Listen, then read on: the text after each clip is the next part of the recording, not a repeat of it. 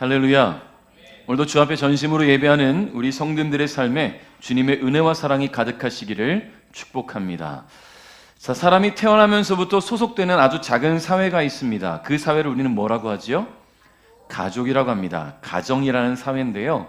가정은 하나님께서 사람으로 하여금 혼자서 외롭게 살아가지 말고 사랑하는 사람들과 함께 평안을 누리고 그 안에서 보다 건강하게 성장하며 살아가게 하시기 위해 주신 선물입니다. 갓 태어난 아이는 부모의 그늘 아래에서 보호를 받으며 살지요. 세상을 살아가기 위한 방법들을 하나씩 배워나가게 됩니다.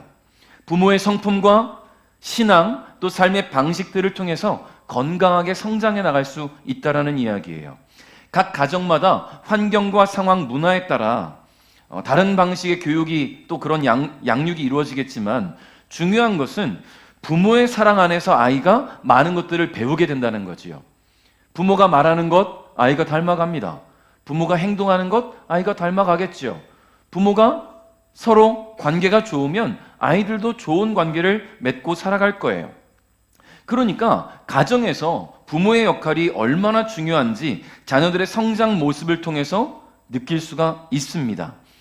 어제가 설 명절이었어요. 이제 설 연휴로 우리 성도님들 귀성길 또 귀경길 왔다 갔다 하셨는데 또 오늘도 가시는 분도 계시겠지만 사랑하는 가족들과 은혜로운 교제와 나눔의 시간이 되기를 바라면서 오늘 말씀을 통해 그리스도인으로서 어떻게 가정을 세우고 신앙의 부모로서 우리가 무엇을 남겨야 될지를 함께 곰곰이 생각하며 묵상하는 시간을 갖기를 바라겠습니다.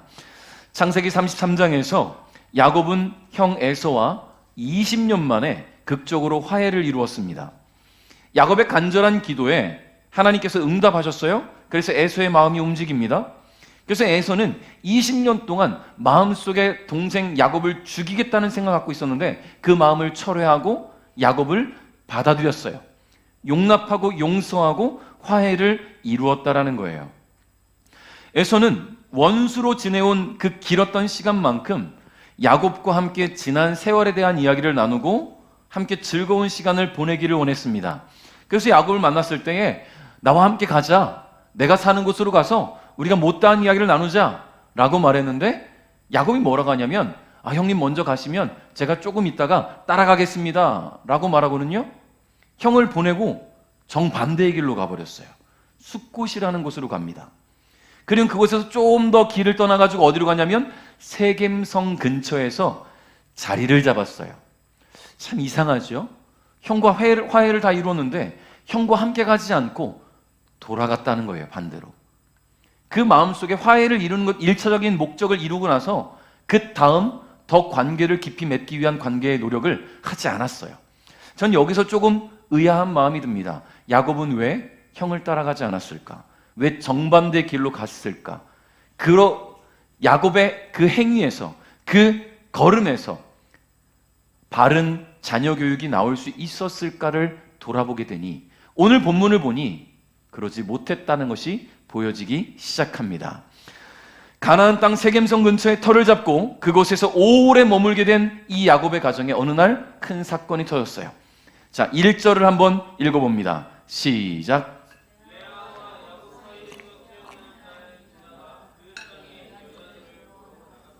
아멘. 자, 야곱에게는 12명의 아들과 1명의 딸이 있었어요. 오늘 사건의 주인공인 야곱의 외동딸 디나가 오늘 주인공입니다.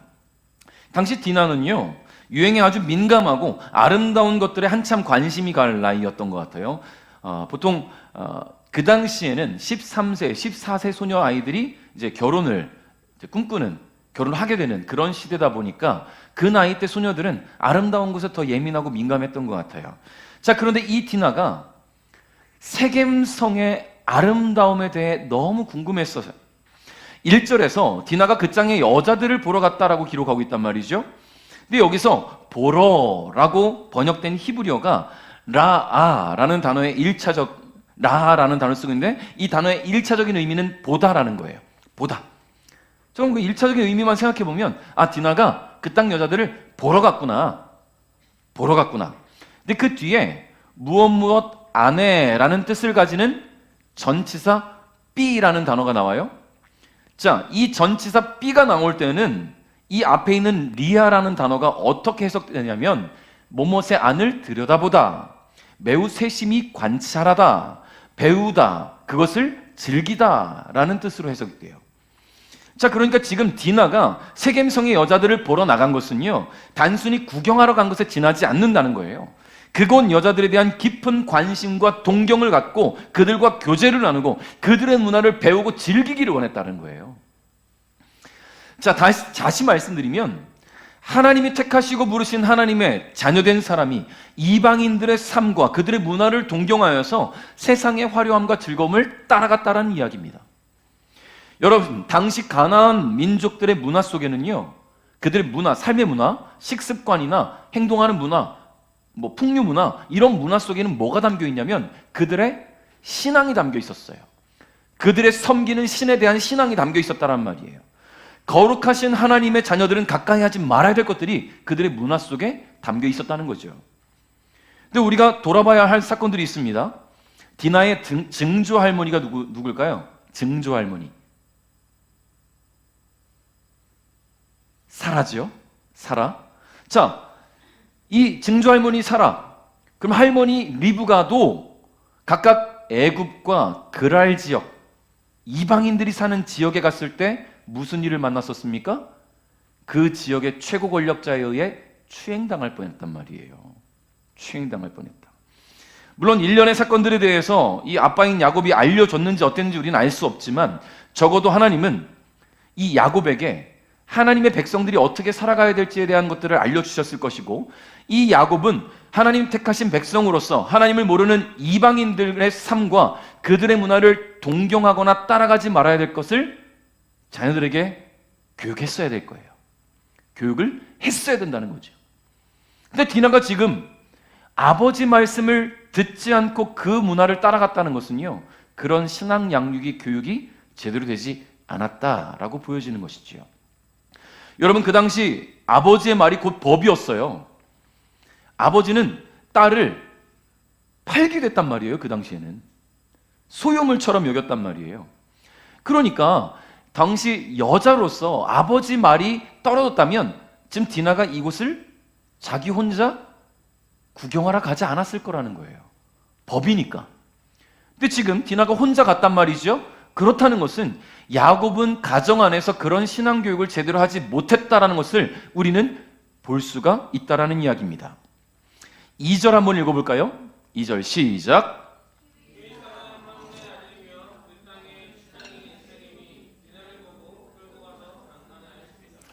자, 역시 디나도 증조 할머니와 할머니가 겪을 뻔했던 일들을 만나게 됩니다. 세겜성의 추장, 즉 세겜성의 최고 권력자가 바로 세겜이에요.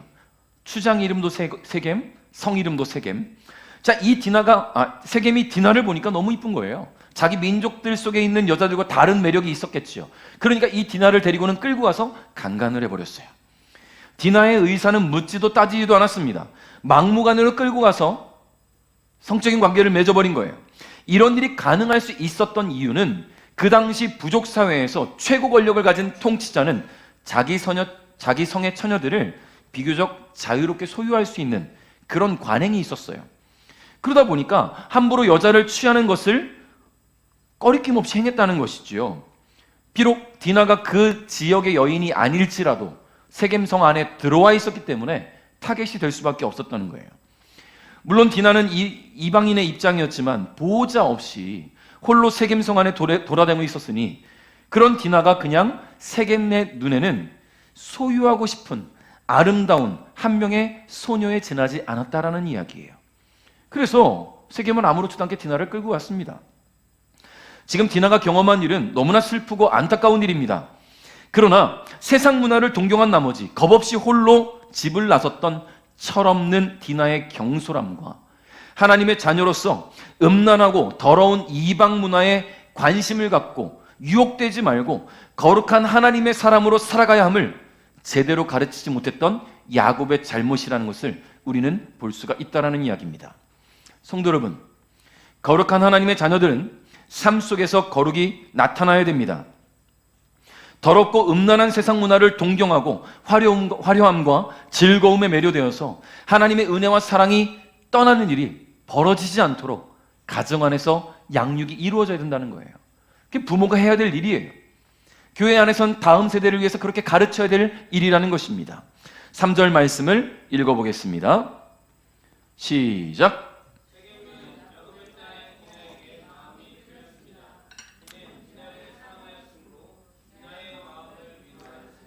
아멘. 자, 세겜이 처음 디나를 끌고 갈 때는 단순히 디나가 이뻐서였을지 모릅니다. 그런데요, 그 이후에 디나를 향한 세겜의 마음이 막 커져가기 시작해요. 감당할 수 없을 만큼 커졌어요.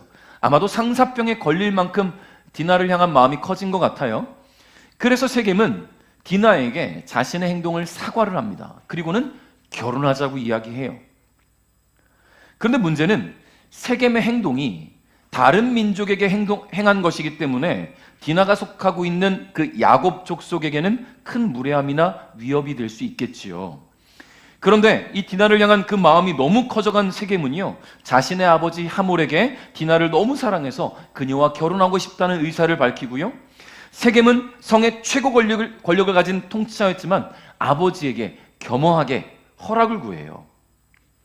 세겜의 아버지 하몰은요, 아들의 결혼을 위해 성 밖에 머물고 있는 야곱을 찾아가서 일련의 사건들을 이야기하고 딸 디나를 자신의 아들 세겜과 결혼시켜달라고 요청합니다. 여러분, 어떻게 보면 야곱 입장에서는 딸에 대한 이야기를 들었을 때 굉장히 충격적이잖아요. 화가 막 분노가 막 폭발이 나와야 되는데 참 이상하게도 야곱은 일단 침묵을 지켰습니다. 조용히 침묵을 지켰어요. 우리 5절 말씀 한번 읽어볼까요? 5절 시작.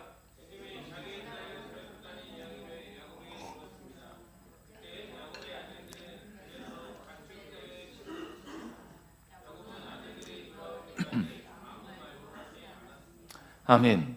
야곱이 왜 아무 말도 하지 않고 아무런 행동도 취하지 않았는지 알 수가 없어요.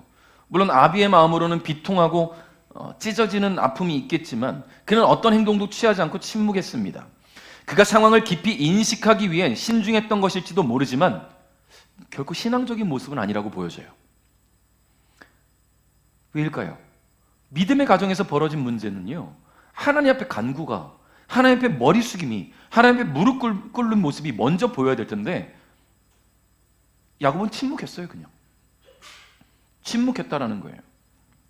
이 상황에 대한 원인과 해결 방안에 대해서 하나님의 음성을 들으려는 모습이 보이지 않았어요. 여러분, 야복강 나루에서 하나님의 사자와 씨름하던 야곱은 지금 어디가 있습니까? 하나님, 내가 어떻게 해야 될까요? 내 딸이 지금 이런 수치를 당했는데 어떻게 해야 되겠습니까? 하나님께 구하지 않아요. 그렇다는 것은 야곱이 형을 따라가지 않고 숫곳을 지나 세겜성에 정착하면서 오랜 시간이 지나면서 그의 신앙이 과연 제대로 유지되고 있었는가를 우리가 생각해 볼 수 있겠지요. 들에서 가축을 돌보던 야곱의 아들들은 그 소식을 듣고 돌아왔습니다. 그들은 모두 여동생이 당한 일에 분노하기 시작했어요. 그들이 분노한 이유에 대해서 7절 하반절에 이렇게 기록합니다. 세겜이 야곱의 딸에게 해서는 안 될 짓을 하여 이스라엘 사람을 부끄럽게 만들었기 때문입니다. 여러분, 이스라엘이라는 이름은 하나님께서 야곱에게 주신 새로운 이름이잖아요. 이것은 개인의 이름이라는 차원을 넘어서 하나님의 백성이 되었음을 약속하는 이름이었어요. 야곱의 아들들이 이스라엘이라는 이름을 지금 사용하고 있는 것은요, 이 사건이 단순히 집안 문제가 아니라 하나님을 알지 못하는 이방 민족이 거룩하신 하나님의 백성에게 치욕을 남겼다라고 그들이 이야기하는 거예요. 여러분, 여기까지만 보면 야곱의 아들들 진짜 신앙 좋은 사람들 같아 보인단 말이지요. 어떻게 하나님을 알지 못하는 이방 민족이 하나님의 백성인 우리의 가문의 수치를, 지금 되게 신앙이 좋아 보여요. 뒤에 가보면 그렇지도 않아요. 하몰, 세겜의 아버지 하몰은 세겜이 디나를 너무 좋아하고 사랑하니 두 사람의 결혼을 허락해달라고 정중하게 요청합니다. 여러분, 그리고 두 사람의 결혼을 시작으로 세겜성의 주민들과 야곱 족속이 한 민족처럼 서로 통혼하고 이곳에서 함께 살아가자고 제안을 해요. 그리고 디나를 데려가는 조건으로 원하는 건 다 주겠다고 이야기한단 말이에요. 뭐 땅, 물, 뭐 돈, 원하는 것은 다 주겠다. 우리 민족과 함께 살아가자. 다 해주겠다. 여러분, 야곱이 하나님 백성이 아니었다면 굉장히 솔깃한 제안이지요. 여러분, 지금 세겜은 굉장히 대단한 일을 하고 있는 거예요. 여자 하나한테 마음이 빠져가지고는 그를 데려오기 위해서 뭐든 해주겠다는 그런 마음에 불타오르는 사랑이 지금 끌어오르고 있다는 거예요. 여러분, 야곱과 그 가족들은 아직 온전한 정착지를 찾지 못한 상태였기 때문에 하몰의 제안을 받아들이면 세겜성 안에서 원하는 곳을, 땅을 차지할 수 있고요, 평안한 노후를 보낼 수 있어요. 세겜은 야곱과 그 아들들을 만나서 그들이 원하는 최선을 다해 배상할 것을 밝혔습니다. 여러분, 디나를 욕보인 것은 잘못이지요. 그러나 당시에 해야 할 최선의 대안인 결혼, 버리지 않았어요. 결혼하겠다. 그를 내 아내로 삼겠다. 평생 행복하게 해주겠다. 그리고 그에 합당한 물질적 보상을 내가 충분히 해주겠다. 이게 지금 세겜의 마음이에요. 그런데 야곱의 아들들은 어땠냐면 이미 벌어진 사건으로 인해서 마음에 분노가 가득했는데 그 분노는 복수로 이어지게 됩니다. 그들은 복수의 칼날을 갈면서 거짓말로 세겜과 하몰에게 한 가지 제안을 해요. 어떤 제안인가? 한번 읽어봅시다. 14절부터 16절까지 읽습니다. 시작!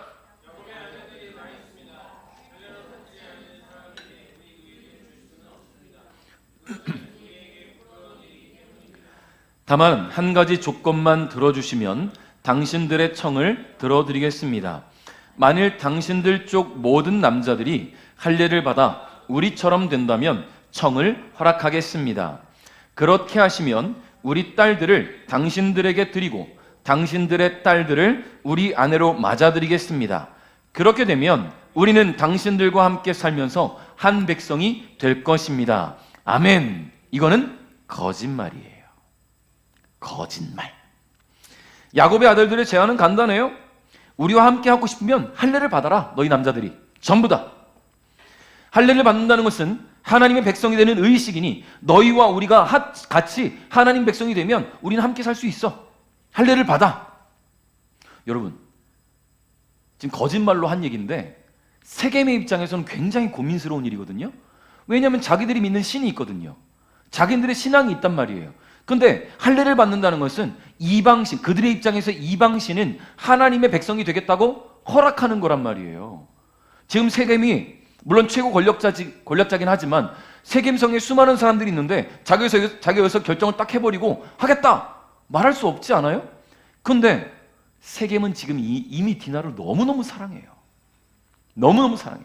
그래서 오케이를 해버립니다. 여러분, 디나를 향한 그 마음을 야곱의 아들들이 이용했어요. 그 사랑의 마음을 이용했다. 그리고 더 나쁜 행동이라고 보여지는 것은 하나님 보시기에 너무 악한 계획이었다는 거예요. 여러분, 야곱의 아들들이 세겜성 사람들과 진짜로 하나 되기 위해서 이런 제안을 한 게 아닙니다. 세겜성 남자들이 할례받고 고통받고 있을 때 그들을 공격하기 위해서 할례를 이용한 거예요. 이용. 하나님을 알지 못하는 이방인 세겜은 자신의 잘못을 뉘우치면서 결혼과 함께 최선을 다해 물질적 배상을 다짐하며 그들의 신앙까지도 따라가겠다고 결단을 하고 있는데 오히려 하나님의 백성인 야곱의 아들들은 하나님의 백성이 되는 의식인 할례를, 그 거룩한 의식을 복수의 도구로 사용하고 있다는 거예요. 하나님을 믿는 우리의 신앙과 믿음이 세상에서 이익을 얻기 위한 도구가 되어서는 안 됩니다. 목적한 바를 이루기 위해서 하나님을 이용하지 않기를 주님의 이름으로 축복합니다.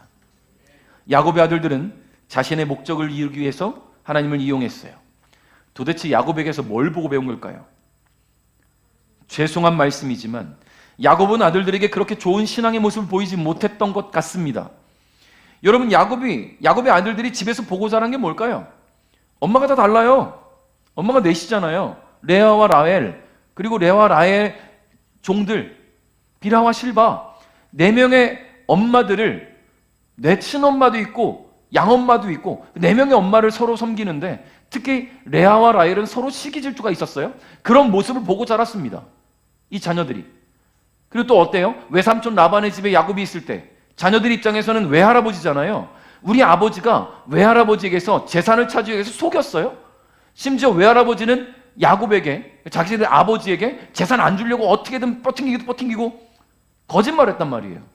거짓말과 속임수가 난무하는 집안에서 자란 아이들이 뭘 보고 배웠겠습니까? 이 아이들이 제대로 된 신앙이 교육이 되겠냐 말이죠.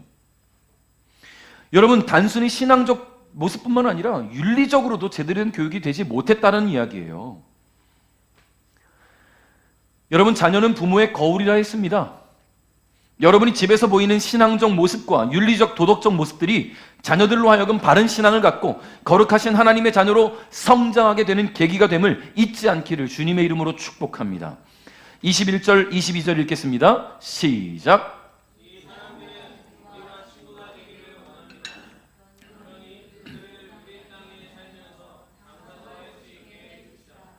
이 땅은 그들과 함께 살 수 있을 만큼 충분히 넓습니다. 그리고 그 사람들의 딸을 데려와 아내로 삼고 우리 딸도 그 사람들에게 줍시다. 그런데 여기에는 한 가지 조건이 있습니다. 우리 중 남자는 모두 그 사람들처럼 할례를 받아야 합니다. 그렇게 하면 그들은 우리와 함께 살 것이고 우리는 한 백성이 될 것입니다. 아멘. 참 단순한 건지 순진한 건지 세겜은 성에 돌아와서 자기 백성들에게 모든 상황을 이야기합니다. 그리고는 모든 남자들에게 할례를 받으라고 말해요. 시작은 디나를 강간한 것이었지만 디나를 향한 세겜의 마음은 걷잡을 수 없이 커져갔고 그 마음은 민족의 통합이라는 큰 계획으로 커져갔습니다. 여러분, 너무나 신기한 것은요, 세겜이 굉장히 최고의 리더십을 가진 지도자였는지 아니면 그가 하는 말이 정말 무서워서 백성들이 따랐는지 모르겠지만 모두가 오케이를 해요. 둘 중 하나겠죠. 정말로 최고로 멋있는 통치자였든지 아니면 연산군 같이 무서운 통치자였든지 말 안 들으면 죽을 것 같아서 아니면 내 리더십의 말에 순종하기 위해서 어떤 방법이든 간에 세겜성의 사람들은 모두 그의 말을 좋게 받아들였어요. 그리고는 세겜성의 모든 남자들이 할례를 받았습니다. 여러분, 할례가 뭐예요? 남성의 성기의 표피 끝을 잘라내는 거예요. 어떻게 잘라냅니까? 마취주사로 마취해서 통증을 없게 해서 잘라낼까요? 아니에요. 그냥 돌칼로 잘라내는 거예요. 쓸어내는 거예요. 얼마나 고통스럽습니까? 여러분, 문제는 그들이 할례를 받은 지 3일째 되는 날 아주 잔혹한 일이 벌어진 겁니다. 25절, 26절 읽겠습니다. 시작. 아직도 야곱의 아들 중에서 디나의 오라비인 시므온과 레위가 칼을 들고 벼랑간 그 성을 공격해서 그 성 안의 남자들을 모조리 죽였습니다. 시므온과 레위는 하물과 그의 아들 세겜을 칼로 죽였습니다. 그리고 디나를 세겜의 집에서 데리고 나왔습니다. 아멘. 자, 시므온과 레위, 디나하고는 피로 이어진 오빠들이에요. 다른 오빠들은 양오빠들이죠. 어떻게 보면 같은 엄마 레아를 둔 형제는 이 시므온과 레위, 디나예요. 자, 이 시므온과 레위가 자신들이 세겜을 속이는데 이용한 이 할례로 세겜성 사람들을 무력화시킨 데 성공합니다. 세겜성 사람들이 다 할례를 받은 거예요. 얼마나 고통스럽겠습니까? 3일째 되는 날, 가장 아플 날이래요.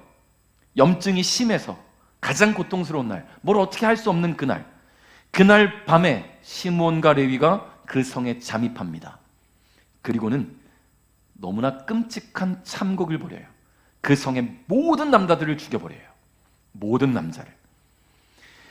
야곱의 아들들 모두가 디나의 일로 복수심이 불타는 가운데 특히 시므온과 이 레위가 디나의 친오빠로서 그 마음이 걷잡을 수 없었던 거예요. 그런데 한번 생각해 보세요. 사람을 죽이는 일이 쉬운 일입니까? 이 사건 이전에 야곱의 아들들이 누군가를 죽이거나 상처를 입힌 일에 대한 기록이 없어요. 그들이 누군가를 죽인 것은 없단 말이지요. 그러면 야곱, 그들의 아버지가 누군가를 죽이는 것을 봤을까요? 큰아버지 에서와 야곱이 막 싸우는 걸 봤을까요? 아니에요. 그들은 그런 모습 보지 못했어요. 그런데 오늘 사람들을 죽이는, 한두 명을 죽인 게 아니라 그 성의 모든 남자들을 죽이는 아주 잔혹한 복수를 벌였다는 거예요. 처음 사람을 죽였다고는 믿기 힘들 만큼 그들의 행동은 너무나 잔혹했습니다. 시므온과 레위는 몰래 성에 잠입했고요. 자신을 방어할 준비가 아무런 준비가 되어 있지 않은 그 남자들을 칼로 다 죽이고 다녔어요. 여러분, 디나를 욕보인 세겜만 죽인 게 아니란 말이에요. 세겜성의 사람들은 무슨 죄입니까? 리더를 잘못 둔 죄? 그게 죽임당할 만한 이유입니까? 근데 그 성의 모든 남자들을 죽여버렸어요. 어떻게 이런 일이 벌어질 수 있을까요? 도무지 하나님의 백성이 벌인 일이라고 믿기 힘든 일이란 말이지요. 그러면 다른 형제들은 어땠을까요? 좀 달랐을까요? 27절부터 29절 한번 읽어볼까요? 시작.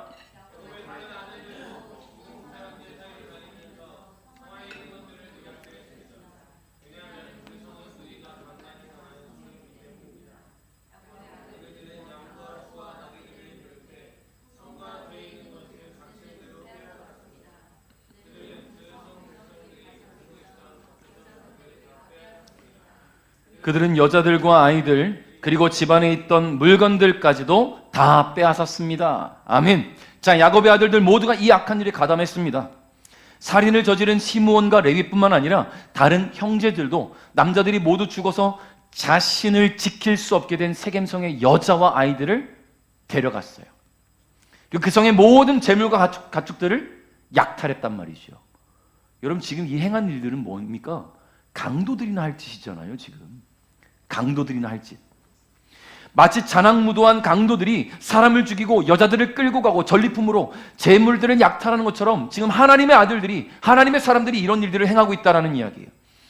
물론 그들의 동생이 강간을 당했으니 분노할 만합니다. 그러나 세겜이 디나를 욕보이고 버린 것이 아니라 오히려 디나를 더 사랑하게 돼서 결혼하게 달라고, 그에 대한 모든 물질적 배상도 해주겠다고 그렇게 나오고 있는, 정중히 부탁하고 있는 세겜성의 모든 사람들을, 한 성을 쑥대밭으로 만들어 버렸다는 거예요. 이런 상황에 야곱이 뭐라고 말하냐면, 시므온과 레위에게 너희가 벌인 이 일로 우리는 위험에 처하게 되었다. 만약 주변에 동맹국들이 쳐들어오면 우리 집안은 멸망하고 말 거야. 여러분, 이게 또 무슨 말입니까? 야곱은 하나님 앞에 정말로 간절히 기도하던 사람이었는데, 하나님 앞에 두려웠다고 기도하는 게 아니라, 하나님 앞에 너희들이 큰 죄를 저질렀다고 말하는 게 아니라, 세겜성의 주변국들이 공격해오면 우린 죽을 거야 라고 말하고 있는 거예요. 지금 도대체 어디서 하나님의 사람의 모습이 보입니까? 그랬더니 야곱의 아들이 또 뭘 하냐면, 우린 우리가 창녀취급을 당하는데 우리가 가만히 있을 수 있습니까?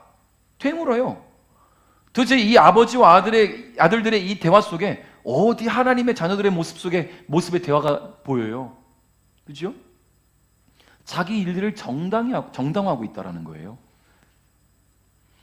여러분, 이 아들들이, 야곱의 아들들이 자신들의 행동을 정당화함으로 말미암아 하나님의 백성이라고 선택된 이 하나님의 백성들이 오히려 이방인들이 상종하기 힘든 그만큼 큰 죄악된 모습으로 전락하고 말았어요. 단 한 사람의 잘못에 대해서 이 정도의 살인과 약탈을 행한 것은 심하게 지나치고 잔인한 보복이었다는 것이죠. 하나님의 백성 이스라엘이 거짓말로 음모를 꾸미고 살인자와 강도가 된 것입니다. 성도 여러분, 하나님의 사람들이 이런 잔인하고 잔혹한 일에 가담했다는 것은요, 있을 수 없어요. 하나님은 거룩하신 분입니다. 하나님은 악을 미워하시고 죄 있는 데를 벌하시는 분이에요. 데살로니가전서 5장 22절에 보면 악은 어떤 모양이라도 버리라고 기록하고 있어요. 악은 어떤 모양이라도 버려라. 거룩하시고 선하시고 인자하신 하나님이, 택하시고 부르신 하나님의 백성들이 하나님의 자녀다운 삶을 살아가지 못할 때 하나님이 그 모습을 어떻게 보시겠습니까? 하나님의 자녀로 부름받은 우리의 삶에 하나님의 흔적이 강력하게 남아서 이 악한 세상을 살아가는 동안 하나님의 자녀다운 삶을 살아갈 수 있는 저와 여러분 될 수 있기를 주님의 이름으로 축복합니다. 말씀을 맺겠습니다. 오늘 우리가 함께 나누는 이 사건은 너무나 충격적인 사건이지요. 이 엄청난 사건을 누구의 책임이라 말할 수 있을까요? 디나가 세상 유혹을 못 이겨서 그런 겁니까? 아니면 그 형제들이 원래 악해서 이렇게 잔혹한 복수극을 벌인 걸까요? 여러분, 오늘 우리가 집중해야 될 것은요, 가정 안에서 신앙적, 도덕적, 윤리적 교육이 얼마나 중요한지를 함께 생각해보자라는 이야기예요. 야곱이 철저하게 하나님 말씀대로 살면서 자녀들에게 하나님에 대해 가르쳤더라면, 하나님은 선하시고 거룩하신 분이시며 하나님은 당신의 자녀들이 구별되어서 악한 세상을 따라가는 것을 기뻐하시지 않는다고 가르쳤더라면, 분노가 일어날 때 복수가 아니라 용서와 용납을 품고 하나님의 위로와 은혜를 구하는 법을 가르쳤더라면 오늘 이와 같은 참극은 벌어지지 않았을 거예요. 지금 여러분의 자녀들, 그리고 우리 다음 세대는요, 우리의 거울이에요. 이들의 모습을 통해서 우리는 나의 모습을 돌아볼 수 있어야 됩니다. 여러분, 야곱이 형 에서로부터 죽임당할 게 두려워서 고향으로 돌아오기 전 하나님께 뭐라고 기도했냐면, 하나님이 네 나라 네 집으로 돌아가라, 내가 네게 은혜를 베풀 것이다 라고 말씀하셨잖아요 라고 기도했단 말이에요. 근데 지금 야곱이 집으로 돌아가지 않았어요. 하나님께서 은혜를 주시겠다고 했던 그 집으로 돌아가지 않았어요. 야곱의 아버지 이삭과 어머니 리브가가 아직 버젓이 살아계신데 찾아뵙지도 않았어요. 얼마나 불효입니까? 20년 만에 형하고 화해만 떨렁해버리고는 자신들의 살 길 찾아갔단 말이지요. 하나님 기뻐하지 않는 이방 민족의 성 근처에 터를 잡고 신앙교육은 이루어지지도 않고 윤리적 교육도 이루어지지 않고 자신들의 목적과 이익을 위해 살아왔다라는 거예요. 그러니 이 모습이 자녀들에게 어떻게 가겠습니까? 여러분, 자녀들이 신앙 제대로 갖지 못한다면 애들 탓할 게 아니에요. 우리가 그렇게 모습을 못 보인 거예요.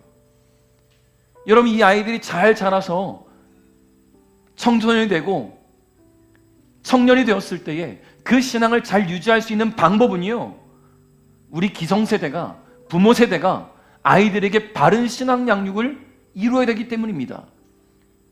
이 아이들이 신앙의 길로 가지 못한다면 누구 책임입니까? 우리 책임이에요. 우리 책임. 성실하게 기도하는 모습을 보이고 하나님의 뜻대로 살아가는 모습을 보이고 말 한마디를 해도 신앙으로 아이들을 가르칠 수 있는 모습을 보인다면 이 아이들은 신앙을 떠나지 않아요. 근데 많은 아이들이 주일학교를 잘 거치고 청소년기를 거치고 대학에 가면서 신앙을 버리는 일들이 얼마나 많은지 몰라요. 너무나 안타까운 일이지요. 여러분, 가정 안에서 믿음의 가장으로서의 역할들을 잘 지켜주십시오. 할렐루야. 교회 안에서 믿음의 기성세대의 모습을 잘 보여주십시오. 이 아이들이 보고 듣고 자랄 만한 그런 좋은 신앙의 본을 보여주십시오. 교회를 돌보고 깨끗하게 하고 아름답게 섬기는 일들 여러분을 통해서 아이들이 보고 배워야 돼요. 주일마다 아이들이 걸레들고 교회를 청소하는데 아이고 잘한다, 수고했다, 칭찬만 하고 있을 게 아니라 먼저 보여줘야지요. 교회를 얼마나 사랑하고 아끼는 모습을 우리가 갖고 있는지를. 여러분, 사랑으로, 믿음으로, 신앙으로 우리 자녀들에게 하나님을 가르칠 수 있기를 주님의 이름으로 축복합니다. 여러분, 우리 자녀들과 다음 세대에게 하나님을 사랑하는 법과 바른 신앙인의 모습을 남기셔서 주님이 인도하시는 소망의 길로 나아가는 우리 배대가족 여러분 될 수 있기를 주님의 이름으로 축복합니다.